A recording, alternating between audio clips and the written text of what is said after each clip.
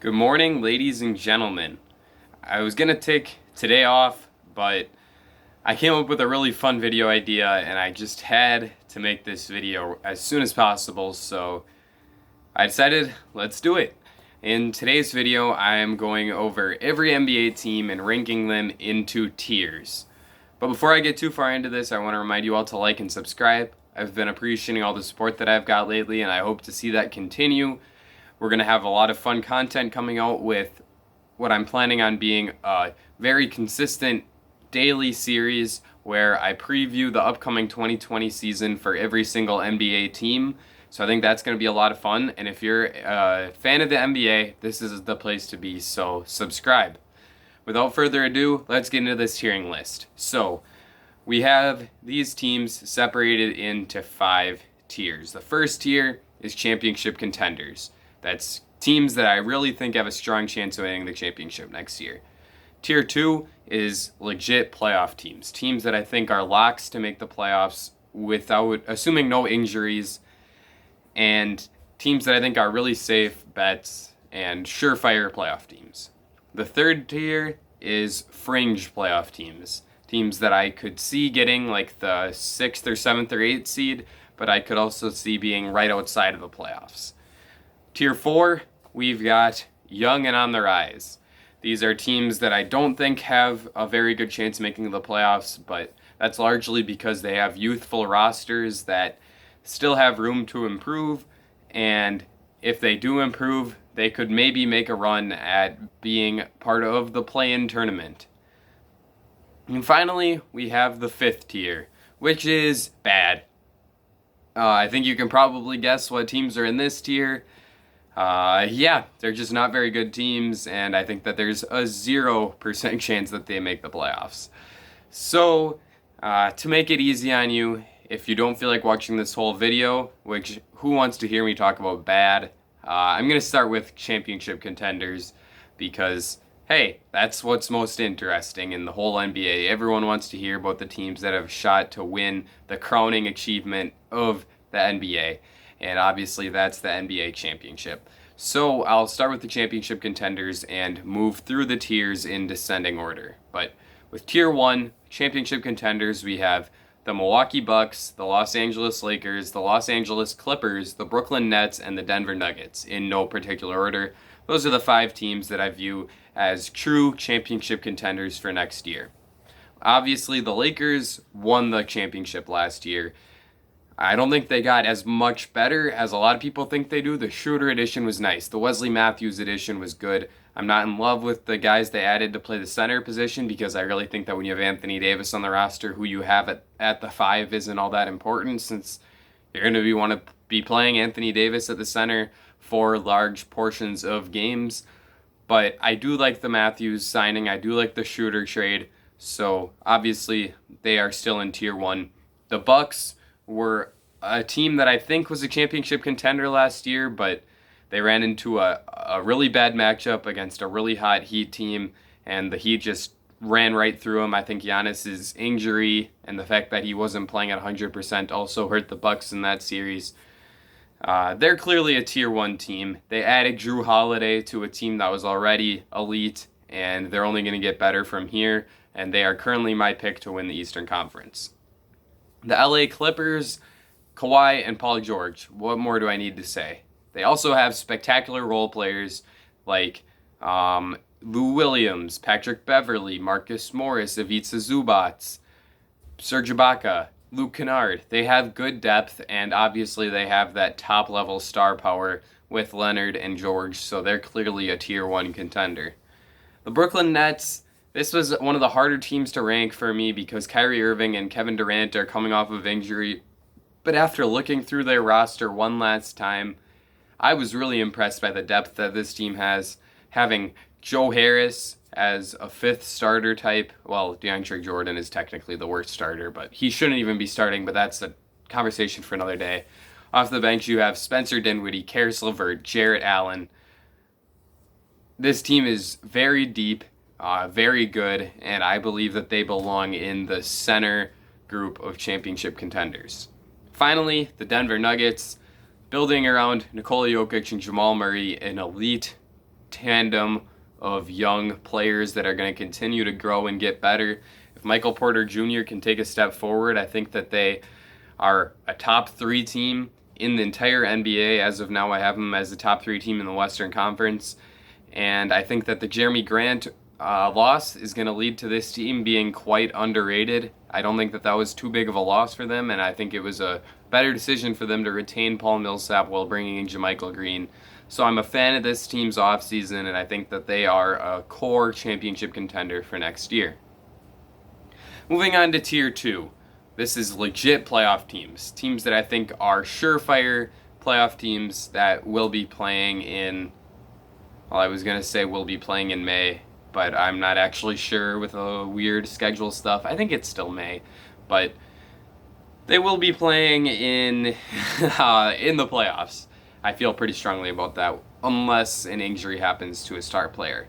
And this group consists of the Utah Jazz, the Philadelphia 76ers, the Miami Heat, the Portland Trail Blazers, the Boston Celtics, the Dallas Mavericks, and the Toronto Raptors in no particular order. 7 teams consist, Tier 2 consists of 7 teams, is what I meant to say there. The Jazz were a team I wanted to put in Tier 1, but I just think that they are one piece short.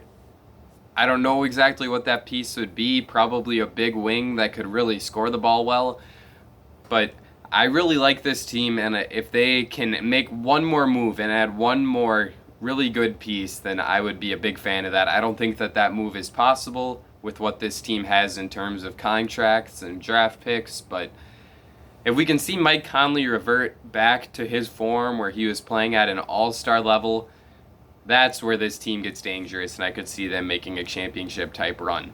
So the Jazz are a very legit playoff team, and a team that I had as almost a fringe title contender.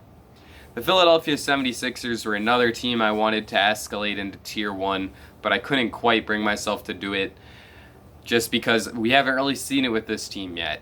I'm willing to say that they're a legit playoff team and a lock to make the playoffs because obviously Joel Embiid and Ben Simmons are 2 top 20 players, and this roster really fits well around them and makes a lot of sense now that they've added all these shooters and a player who can be a secondary playmaker and option on the offensive end of the floor in Tyrese Maxey. I love what this team did this offseason, but I'm not quite ready to call them a championship contender. Miami Heat, I'm sure Heat teams will be quite frustrated by this, but I do think that losing Jay Crowder was a bit of a blow for them. I'm not sure that Dragic is going to be able to perform in the playoffs the same way he did last season and this year. I think that the bubble really helped this Heat team out, but I do still think that they are a very legitimate team that has a good chance to at least make a run back to another playoff series victory and maybe can make it to the conference finals, but I don't think they're better than Milwaukee. I don't think they're better than Brooklyn, and I really don't think they're better than Philadelphia. So I do think that they will take a step back this season. I don't think they'll make it out of the Eastern Conference again, but I do think that they are going to be a very good, very legit playoff team, and I'm excited to see if Tyler Hero can take that step forward and become a real dangerous third option for this team behind Jimmy Butler and Bam Adebayo. Portland Trailblazers are another team. I love what they did this offseason, very similar to Philadelphia. The additions of Robert Covington, Derrick Jones Jr. Really covers up where this team was lacking in wing defense. Rodney Hood was a good guy to retain as a player who can just get you a bucket off the bench or even from a fifth starter type role. Enes Kanter is going to be a decent option as your backup center. They are one of the few teams that's been able to have some success with Kanter as he played good minutes for them back in their run to the Western Conference Finals 2 seasons ago. So I'm a fan of what the Trailblazers have done this offseason, and I think that they are going to be very good once again. The Boston Celtics are another team that I think took a step back, similar to the Heat. Losing Gordon Hayward is a big blow for them, and I don't think that Tristan Thompson and Jeff Teague have any chance to replicate the production you were getting from Thompson. However, they still have Jason Tatum, they still have Jaylen Brown, they still have Kemba Walker. Those are 3 top 35 players in the NBA, and that alone is going to get you into the playoffs. I don't think that they are Eastern Conference favorite, but I do think that they're a very good team that is going to have a really good chance to win a playoff series or two once again come springtime. The Dallas Mavericks are a team that I think some people might put in the championship contender territory. However, with Kristaps Porzingis' condition being uncertain, I'm not sure if I can put them quite all the way up there. I'm not as big of a fan of the offseason that this team had as some people are. I think Josh Richardson's a really nice get, but he's not the same high-impact guy that someone like Jrue Holiday or Victor Oladipo would have been for this team. Losing Seth Curry is a blow because he did a lot to space out this offense for the Mavericks, and Luka's won't have as much room to operate with as he did last season after that loss. I think the Mavericks are really good, and I do think that there's a chance they take a step forward and become a top 5 seed in the Western Conference, but I'm not quite confident enough in their roster to put them in a championship contender category. Finally, the Toronto Raptors definitely got worse this offseason by losing Serge Ibaka and Marc Gasol, replaced those two with Chris Boucher and Aaron Baines, which is a significant downgrade at the center position. Not much else to say about them. I think Pascal Siakam really got exposed in their playoff series against Boston and really against Brooklyn too. Kyle Lowry is going to age another year. If OG Anunoby can take a step forward on the offensive end, that's where this team can get dangerous, but there's really nothing about this roster that gets me excited enough to put them up there in the top tier of Eastern Conference teams with Milwaukee, with Brooklyn. Finally, moving on to Tier 3, borderline playoff teams. In this tier, we have Golden State, Houston, Phoenix, Indiana, Washington, Atlanta, Orlando, and Charlotte. Start at the top with Golden State, and I'm going to talk about Golden State and Houston at the same time. These were two teams that were very hard to place. I wanted to put them in the legit playoff teams category, but there's enough questions about these teams going into next season that I wasn't comfortable putting them there. The Rockets could trade one, if not both, of their best players, with Russell Westbrook and James Harden both having their names as big parts of NBA rumors recently. The Warriors, we don't really know how good they're going to be, as we haven't really seen too much of them without Klay Thompson, and obviously he's out for the entire season. So with all the questions about those two teams, I have them here in the borderline playoff teams category. The Phoenix Suns are another team that I have listed in Tier 3. I think they made big strides this offseason by adding Chris Paul and Jay Crowder. However, I still think that they are lacking bench depth. That bench is not great, and it's not as deep as a lot of the teams above them. And I also need to see Mikal Bridges' offensive game take a step forward. If all of those things happen, then this team is a playoff lock. But there's enough questions that once again I'm not comfortable putting them up in that tier with teams like Utah and Portland and Dallas. I would rather have them down here with Houston and Golden State. The next 4 teams are Eastern Conference teams: Indiana, Washington, Atlanta, Orlando, and Charlotte. So I guess it's 5 teams. Indiana, they don't have a whole lot of star power. They probably don't have a single top 35 player in the NBA, but they have maybe like 4 or 5 players that are between 35 and 60.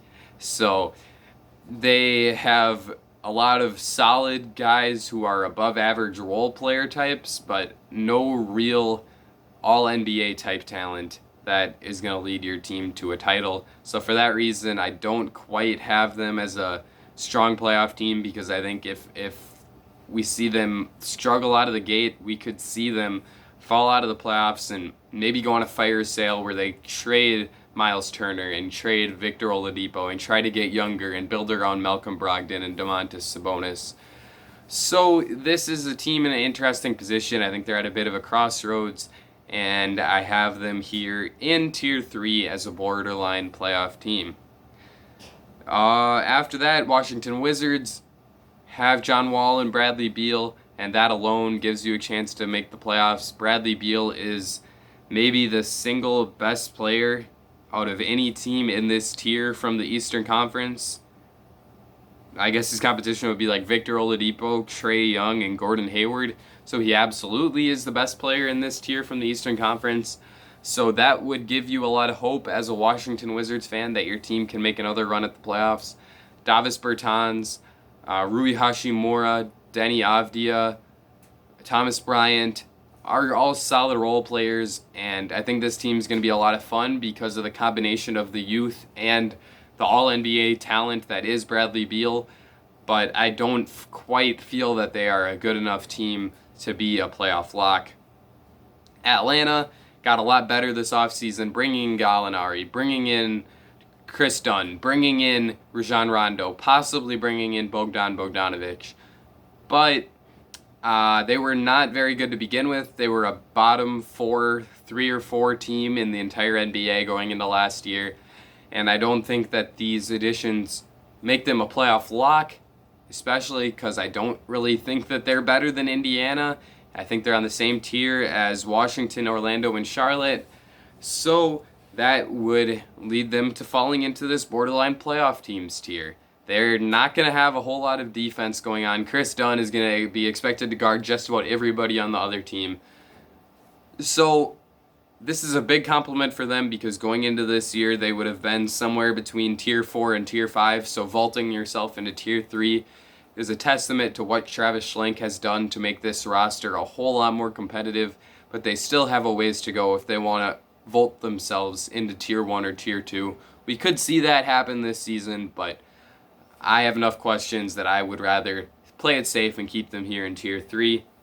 Orlando Magic, if they had Jonathan Isaac, they'd be pretty close to being a playoff lock, but they don't. And similar to Indiana, with the chance that they trade Aaron Gordon or trade Nick Vucevic or trade Yvonne Fournier, I would rather have them in a tier where I'm really comfortable with them being, and that would be Tier 3, instead of taking a risk and throwing them up there in Tier 2. Finally, the Charlotte Hornets. Love what they did this offseason. Drafting LaMelo Ball was great. I get they overpaid for Gordon Hayward, but he's a really good player, and I think we could see him have a reinvigorated career from this deal. His confidence is going to get a boost from this. People still value him as an all-star level player, and I would be willing to bet on him being an all-star next year. So I do like the moves that the Charlotte Hornets made, and that gets them into the conversation as a borderline playoff team, in my opinion. Move on to Tier 4, young and on the rise. We have the San Antonio Spurs, Memphis Grizzlies, New Orleans Pelicans, Minnesota Timberwolves, Chicago Bulls, and Sacramento Kings. The Spurs are building a really fun young core loaded with good young guard players such as DeJounte Murray, Derek White, Lonnie Walker, Devin Vassell. I feel like I'm missing one. Keldon Johnson. They still have solid veterans like DeMar DeRozan and LaMarcus Aldridge, so it doesn't really make sense for me to call them young and on the rise. But I do think that there's a chance that they trade someone like DeMar, someone like LaMarcus, and that would continue the youth movement in San Antonio. I think that this team is talented, and so I wouldn't come close to putting them in the bad category, but I really don't see a path for them to make the playoffs over someone like Golden State, someone like Phoenix, someone like Houston. So that's why they're here in Tier 4. Similar with Memphis, I love their young core of Ja Morant, Jaren Jackson Jr., Brandon Clark. I guess you can add DeAnthony Melton and the other shooting guard, Dylan Brooks, to that list of core young players through this team if you want to. But they just don't have enough top-end talent to vault themselves into the playoff conversation, especially with Phoenix taking a step forward, with Steph Curry coming back for the Warriors, with Chris Paul being traded over to Phoenix. I already talked about Phoenix. So the Grizzlies are good, and I'm excited to see them play this year, but I don't think that there's a real path for them to make the playoffs. New Orleans, another fun young team. Zion Williamson, Brandon Ingram, Lonzo Ball. Maybe I should have put this team all the way up in Tier 3, because I think that if Zion breaks out and becomes a legitimate top 30 player in the NBA, then this team could make a run at the playoffs, but I just don't really see it. I'm not as high on this team as many people are, and for that reason, they're here in tier 4 for me. They just lost their best player, and they weren't a playoff team to begin with. Their best addition of the offseason was Steven Adams, and I'm not sure that he's that much of an upgrade over Derek Favors. I would say they're pretty equal players in my mind. So I don't think that the Pelicans got better. They weren't a playoff team to begin with. So for that reason, I have them in tier 4. The Minnesota Timberwolves are super young.